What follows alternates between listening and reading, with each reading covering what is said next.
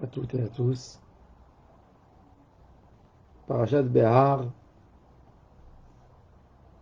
Bechukotai, ces livrets Torah sauvent à la réussite de Avraham Ben Messaouda, à la guérison rapide de Zahira Sarfati, et à la mémoire de Margalit Bat Rivka.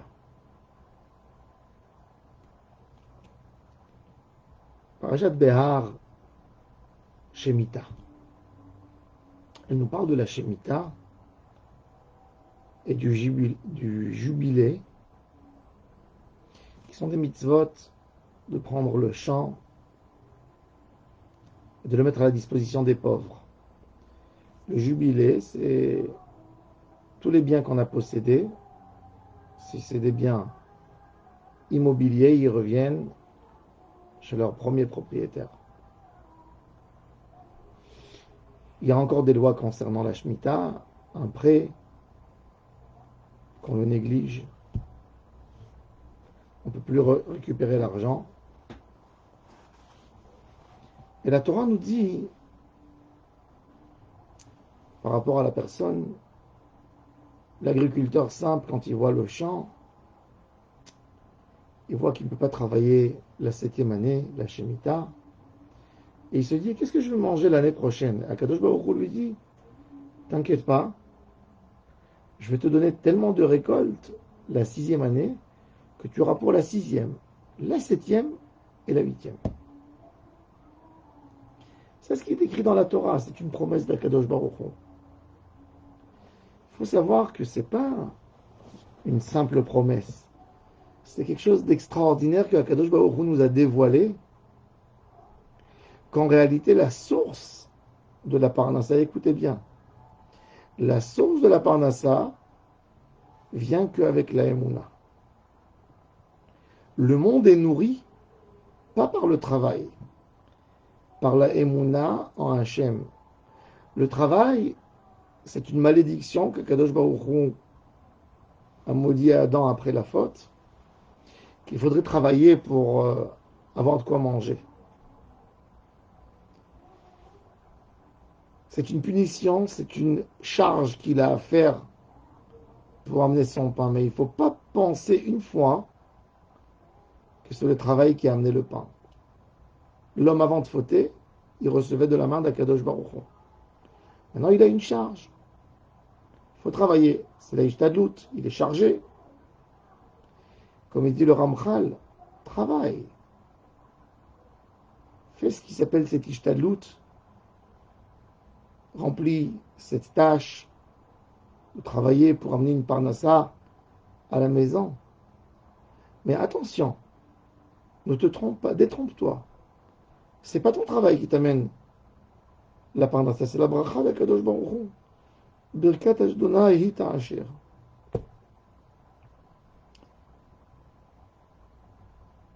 Le problème de l'homme, la faute, c'était un manque d'émouna.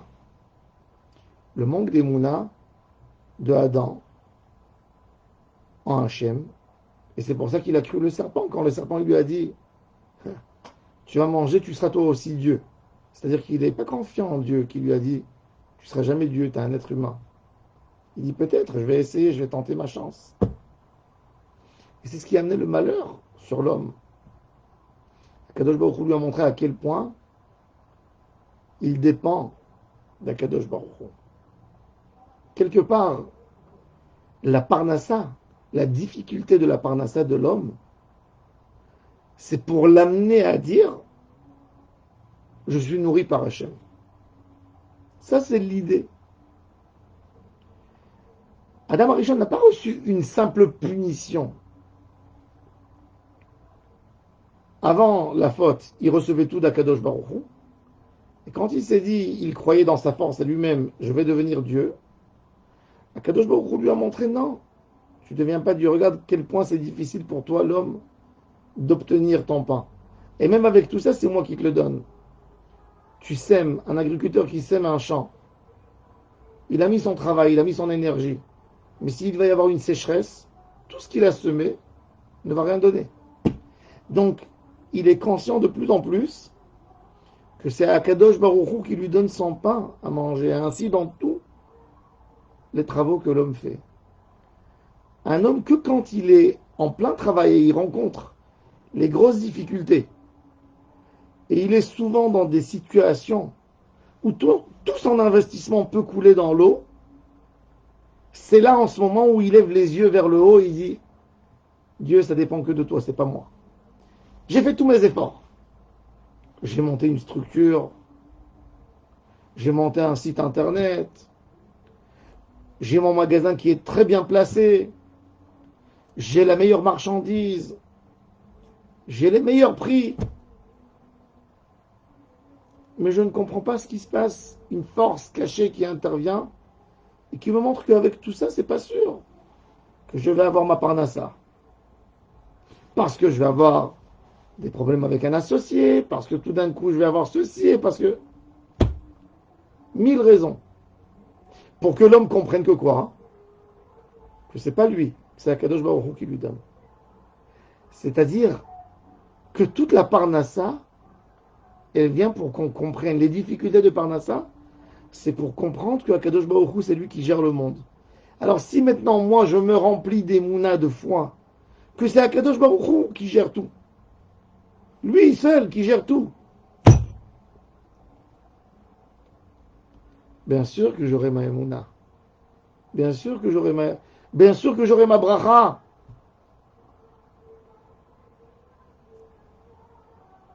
Ça, c'est l'idée du Shabbat, le 7e jour de la semaine. Shabbat, l'homme, le juif, il ferme toutes ses affaires. Il ne va pas travailler. Il ne travaille pas. Ah, mais ses voisins, ses concurrents, tout le monde travaille. C'est pas en ouvrant le magasin que j'ai ma parnassa. C'est Akadosh Baruch Hu qui donne la parnassa. Et si lui m'a interdit de faire cet effort, d'ouvrir le magasin, c'est-à-dire que c'est lui qui s'engage à me donner ma parnassa. Regardez ce qui est tellement extraordinaire. Les enfants d'Avraham Avinu ou les juifs dans le monde entier, toujours, ils ont un niveau socio-économique plus élevé que la population. Parce qu'ils ont la Emouna. Dans le monde entier. Il n'y a pas un pays où le juif a un niveau socio-économique normal comme tout le monde. Comme la moyenne. Toujours plus élevé. Parce qu'on a la Emouna dans nos gènes. La Shemitah. Kadosh Baruch Hu te dit, tu ouvres les portes du champ, il n'y a rien qui est à moi. Ça, c'est de la Emouna. Ça touche la poche. Mais de comprendre clair que nous, c'est rien, on n'a rien. Tout, mais Hashem Itbarach. Quand on a compris ça, ben c'est là qu'on n'a plus besoin de travailler pour nous faire comprendre c'est quoi la Emouna, puisque nous l'avons eu. Et c'est pour ça que la Torah, elle te dit, du moment que tu as décidé d'ouvrir les portes de ton champ, et tu es fort dans cette idée, déjà dans la 6e année quand tu vas semer, en ayant l'attention que l'année prochaine je garde la Shemitah, ben Kadosh Baruch Hu te dit, si tu as compris que tout vient de chez moi, tu auras 3 fois plus. Tu vas vivre, tu auras de quoi manger cette année, l'année prochaine et l'année qui va suivre. On mange grâce à l'Emouna. Il y a quelqu'un qui veut aller comme ça. Pour comprendre c'est quoi Kadosh Baruch Hu, il a besoin de faire comme ça. Mais il y a quelqu'un qui va tout droit. Et celui-là, il a sa parnassa pareil. Et plus, sans faire tous ses efforts. À Safed, à l'époque du Rabbi Moshe Alcher, le vénère Alcher Akadosh, c'était le darshan de la ville à l'époque de Rabbi Yosef Karo, du Hari Akadosh. Il y avait un simple juif que son travail, à l'époque, c'était d'amener du sable et de le vendre en ville. Amener du sable. À l'époque, les gens n'avaient pas des maisons carrelées. Il y avait la terre. Il fallait égaliser, mettre du sable dans la maison propre. Et chaque semaine, ils achetaient 2-3 seaux de sable pour remettre bien, pour égaliser, pour avoir un sol agréable pour marcher. Et ce juif, il amenait son sable, il le posait au marché, dans un coin de la ville où que tout le monde passait, et il vendait. Il avait très très peu de parnassa, mais dès qu'il avait de quoi manger, il regardait que ça lui est rentré un peu d'argent, il abandonnait l'affaire, il allait au Beth Midrash, il étudiait la Torah. Et tout le monde se moquait de lui. Tout le monde se moquait de lui. Tu abandonnes le sable, il dit oui, j'ai de quoi manger. La semaine prochaine, quand ça va finir l'argent, j'irai amener encore du sable. Et toujours il disait, c'est pas le sable qui me nourrit, c'est Akadosh Baruch Hu qui me nourrit. Et ses voisins qui se moquaient de lui, regardaient cet homme à quel point il est naïf. Un jour, il se lève le matin, il sort dans la cour pour donner à manger au cheval. Et il voit, il n'y a pas de cheval, il n'y a pas de carrosse, il n'y a pas de pour mettre le sable. Ça a été volé. Il rentre à la maison, il remet la pioche de côté. Sa femme lui dit, qu'est-ce qui se passe? Il dit, on m'a volé le cheval et la carrosse. Et qu'est-ce que tu as l'intention de faire? Bah, si c'est Akadosh Baruch Hu qui me l'a pris, il a d'autres moyens de me donner la parnassa. Alors où tu vas maintenant? Je vais au Beth Midrash. Je vais étudier, je ne sais pas quoi faire de toute façon. Et sa femme et ses enfants qui pleurent. Qui c'est qui a volé le cheval? Des bédouins. Des bédouins. Ils ont vu un bon cheval, carrosse. Ils sont partis. Où ils vont partir? Dans l'endroit où ils prenaient le sable pour prendre eux du sable pour vendre. Quand ils sont arrivés là-bas, ils ont trouvé un trésor. Une boîte avec des diamants, des pierres précieuses. Ils l'ont mis sur le carrosse. Ils ont mis un peu de sable dessus pour couvrir. Et ils sont rentrés pour chercher plus. Comme ils ont trouvé un trésor, peut-être ils vont trouver d'autres. Et quand ils sont rentrés, il y a eu le sable d'en haut qui est tombé sur eux, qui les a enterrés vivants. Le cheval, il a faim. Il reste comme ça. Il n'y a personne qui vient lui donner à manger. Il a faim. Il connaît une route. La route pour aller dans la maison de son maître. Et il revient dans la maison. Et quand ce juif, il trouve un peu de sable. Et il dit, bon, je vais mettre pour ma maison pour Shabbat. Il trouve une caisse qui lui a permis de vivre jusqu'à la fin de sa vie. Vivre Emouna. Ça, c'est l'idée de la Shemitah. Vivre Emouna. Comprendre chaque seconde. C'est Dieu qui nous donne la parnassa. Personne d'autre. C'est vrai, on est dans une situation très compliquée aujourd'hui, où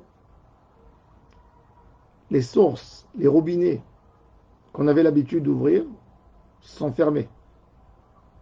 Les robinets se sont fermés. Quelqu'un qui a un restaurant, tout d'un coup, on l'a fermé. Quelqu'un qui a un hôtel, ne peut plus. Quelqu'un que sa parnassa dépend de son voyage, qu'il voyage à l'étranger pour amener la parnassa à la maison, ne peut plus voyager. Et chacun a été atteint d'une manière ou d'une autre. Chacun a eu son robinet qui a fermé, le robinet qui a fermé. Mais il faut savoir que c'est que le robinet qui a fermé. C'est pas le grand robinet qui vient d'en haut. C'est ce robinet. Akadosh Baruch Hu, il veut que tu cherches un autre robinet. Et pourquoi? Pour te dire que c'est pas le robinet qui te donne la parnassa. C'est Akadosh Baruch Hu. C'est Akadosh Baruch Hu qui nous donne tout. Ça, c'est la leçon de la Shemitah.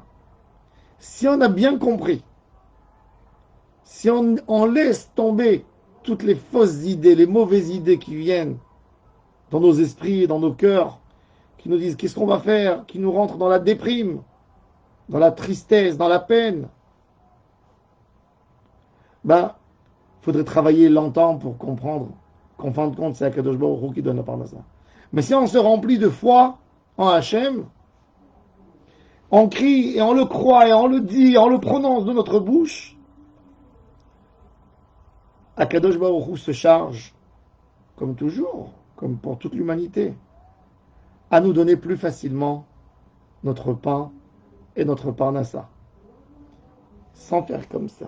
Il nous donne direct. C'est compliqué parce que le Yetzer Hara, il est là.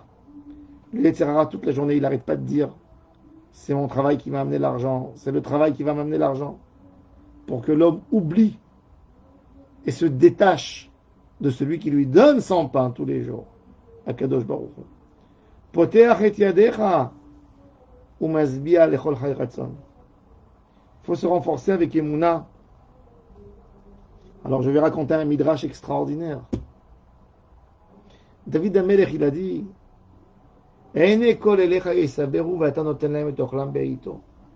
yeux de tous les êtres du monde sont tendus vers toi et toi tu leur donnes à chacun sa nourriture quand il a besoin. David Amelech, c'est une phrase extraordinaire qu'il a dit. David Amelech était berger. Il y avait des gens aussi qui lui donnaient des moutons à garder quand il sortait, il faisait paître le troupeau, des voisins qui lui confiaient leurs animaux. Et tous les soirs avant de rentrer en ville, il comptait les animaux. Le matin, il est sorti avec 1000, par exemple, 1000 moutons. Il les compte le soir, combien il y en a, pour voir qu'il n'a pas perdu. Et il voit un soir, il se rend compte, il y a un animal qui manque. Il y a un agneau qui manque. Le lendemain, il amène avec lui un ami, il lui dit aide-moi à surveiller, j'ai peur, je perds dans mon troupeau, je perds des animaux. Le soir, quand il retourne, il rentre en ville, encore une fois, il voit que ça manque. Il y a encore un qui manque. Ainsi, 2 jours, 3 jours, il y a un animal qui manque. Il se dit c'est bizarre, un animal qui manque, tous les jours. Et pourtant, j'ai pas vu des loups qui sont rentrés dans le troupeau, ni des lions. Qu'est-ce qu'il fait? Il prend avec lui 2, 3 amis, et il leur dit aidez-moi à surveiller le troupeau. Ils surveillent tous. À midi, il y a un des amis qui dit à David regarde, il y a un petit agneau qui court, qui se sauve. David il dit restez là et moi je cours derrière lui. Et l'agneau qui court. Et David derrière, l'agneau qui descend des vallées, qui monte des montagnes, 2 heures de course. Finalement, l'agneau monte dans une montagne et David le suit. Et il voit tout d'un coup une grotte. Et devant la grotte, il voit un tas énorme d'os, des os. Et David qui regarde que l'agneau rentre, qu'est-ce qu'il voit dans la grotte? Un ours énorme, mais amputé, qui n'a pas de pied, ne peut pas bouger. Il a que les mains avec des gros angles. Et l'agneau lui rentre entre les 2 bras et il le mange. Et David qui essaye, et il voit que l'ours ne peut pas bouger. Et c'est là que David Amelech remercie Dieu. Il voit la grandeur d'Akadosh Baruch Hu. Cet ours est en train de pleurer dans sa grotte. Qui ne peut pas manger. Akadosh Baruch Hu lui envoie chaque jour d'un troupeau, d'un endroit, pour lui, son repas tous les jours. Pourquoi? Parce qu'il tend ses yeux à Hachem. Sinon, on comprendrait que c'est que Hachem qui nous nourrit. C'est que à lui qu'il faut demander. On aura notre repas, nous tous. C'est pour ça que c'est tellement important, la tfila de Poteach et Yadecha. Poteach et Yadecha, celui qui n'a pas eu la kavana dans Ashri Yoshve Betera, quand il dit Poteach et Yadecha, toi Dieu, tu ouvres tes mains, tu tends tes mains et tu donnes à manger à tout le monde. S'il n'a pas eu la kavana, il faut refaire Ashri Yoshve Betera. Parce que c'est le Ikar, c'est la vie de l'homme. Et c'est pour ça qu'on dit ces psaumes de Tehilim, on le dit 3 fois par jour. 2 fois Shachrit, un dans Psuké des Imra et l'autre après la Hamida, et un à Mincha. Le soir, on ne travaille pas, donc on ne le dit pas. Mais la journée, quand l'homme court derrière sa parnassa, on lui dit hé, c'est pas parce que tu as couru et tu as eu une belle occasion que tu as trouvé l'affaire. C'est parce qu'Akadosh Baruch Hu te l'a donné. Qu'Akadosh Baruch Hu nous donne la émouna, la foi, de comprendre il est où le robinet de la parnassa. Chacun le découvre, mais surtout la grande émouna, C'est lui qui est là, qui nous surveille, qui nous donne tout ce qu'on a besoin. Azan Otano nous donnera, il nous abandonnera jamais. Amen, amen.